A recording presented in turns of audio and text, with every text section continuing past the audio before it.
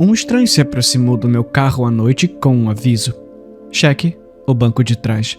Eu gosto de pensar que levo minha segurança pessoal muito a sério. Não fico muito perto da rua enquanto espero o sinal abrir. Compartilho minha localização com a minha irmã e com a minha mãe. Mantenho a atenção quando estou em público e procuro não demorar após entrar no carro. Se eu tivesse sido mais diligente em seguir essa última regra, talvez não estivesse na situação em que me encontro agora.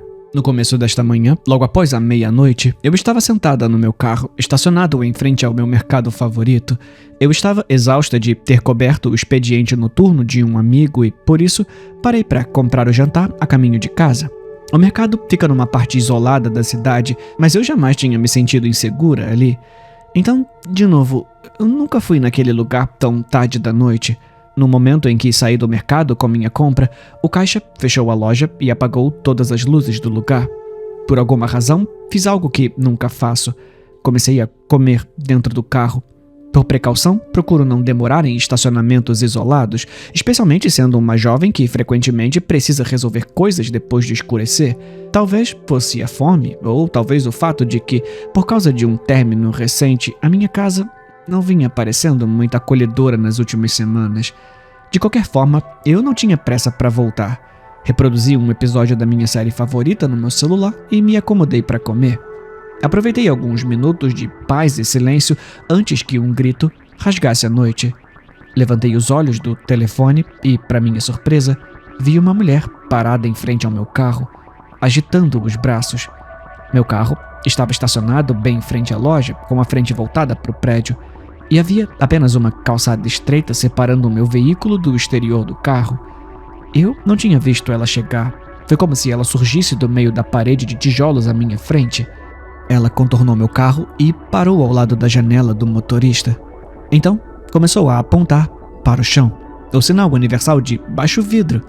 Sem chance, eu pensei. Por mais que ela parecesse sã e aciada, eu não fazia ideia do que ela queria. Na verdade, eu sentia uma pontada de certeza de que sempre travar as portas do carro imediatamente após entrar era algo sensato. A mulher, talvez percebendo que eu não tinha intenção de sair do veículo, disse algo que ninguém quer ouvir. "Ei!" ela gritou. Tem alguém no seu banco de trás." A minha boca secou. O tempo pareceu desacelerar enquanto 1000 cenas de filme de terror passavam pela minha cabeça. Eu quase pude sentir o fio de piano escavando meu pescoço, o cano de uma arma pressionando na minha têmpora. Desprendi o cinto de segurança, pronta para me lançar porta afora. Agora que o intruso sabia que eu estava ciente de sua presença, teria eu tempo suficiente para correr? Com uma mão no puxador da porta, roubei um olhar pelo espelho retrovisor e vi ninguém. Meu carro é um hatch compacto. Ou seja, há muito pouco espaço para alguém se esconder no interior. Mesmo no estado de exaustão em que eu me encontrava, eu certamente teria notado alguém olhar pelo espelho. A minha aflição se transformando em confusão. Eu me virei na cadeira, olhando diretamente para o banco de trás com meus próprios olhos e confirmei que não havia ninguém ali. Quando me virei de volta, a mulher tinha dado mais um passo em direção ao carro. O corpo dela estava a menos de 30 centímetros da porta e os dedos se enroscavam no puxador. Ouvi mais alguns cliques profundos enquanto ela tentava, sem sucesso, abrir a porta travada. Levantei o olhar e ela me lançou um sorriso estranho, como se estivéssemos compartilhando uma piada particular. Pela primeira vez, aproveitei o fraco brilho do poste de iluminação para observar o rosto da mulher mais de perto. A pele dela estava esticada no crânio, deixando a boca mais fina e as narinas parecendo recortes. Os olhos eram fundos e ovais, e os dentes pareciam pequenos demais e em número exagerado. Eu me permiti um breve momento para encarar aquela face diante de mim e, em seguida, engatei a ré e saí disparada do estacionamento. Por alguns segundos desanimadores, a mulher segurou a maçaneta, acompanhando o meu carro enquanto eu dava marcha ré. Felizmente, logo ela largou a porta e eu dirigi para longe, com a mente fervilhando ao perceber que ela tentava me atrair para fora do carro.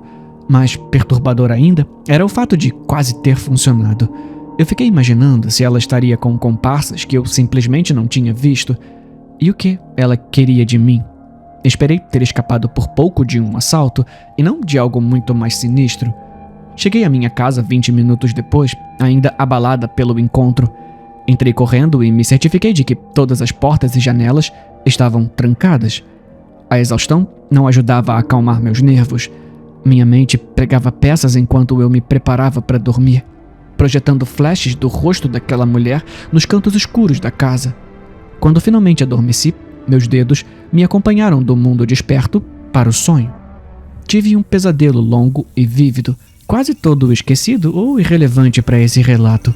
Só sei que, quando despertei, de súbito algumas horas depois, foi ao som de batidas frenéticas na porta da frente. Eu me sentei na cama, sem saber se ainda estava sonhando ou não. O relógio marcava 4h17. Era muito cedo para alguém bater, a não ser que fosse uma emergência, o que, dado o estrondo dos golpes, talvez fosse. Lentamente, me levantei e me aproximei da porta de entrada. Nunca estivera em situação semelhante e, por um momento, eu não soube como reagir. Não sentia cheiro de fumaça, felizmente, mas isso não significava que estivesse tudo bem. De repente, ouvi uma voz masculina chamando meu nome em tom interrogativo. Soava vagamente familiar, mas não conseguia identificá-la de imediato. "Quem é?" respondi. "É o Brian." Veio a voz ainda sem corpo, e um alívio me tomou. Meu vizinho, Brian, morava na casa em frente. Não éramos exatamente próximos, mas eu o via frequentemente passeando com a cachorra, Bailey. Acendi a luz no hall de entrada, mas ainda de roupa de dormir. Não queria abrir a porta sem necessidade. Em vez disso, respondi. "O que houve?" Bem, ele começou. Ouvi a voz falhar e ele pigarrear. Você tá com alguém aí?" "O quê?" Perguntei com o coração disparado. "Não, eu não tô. Por que pergunta?" "É que o meu cachorro precisou sair e quando eu tava lá fora com ele, eu acho que vi alguém na sua janela da frente.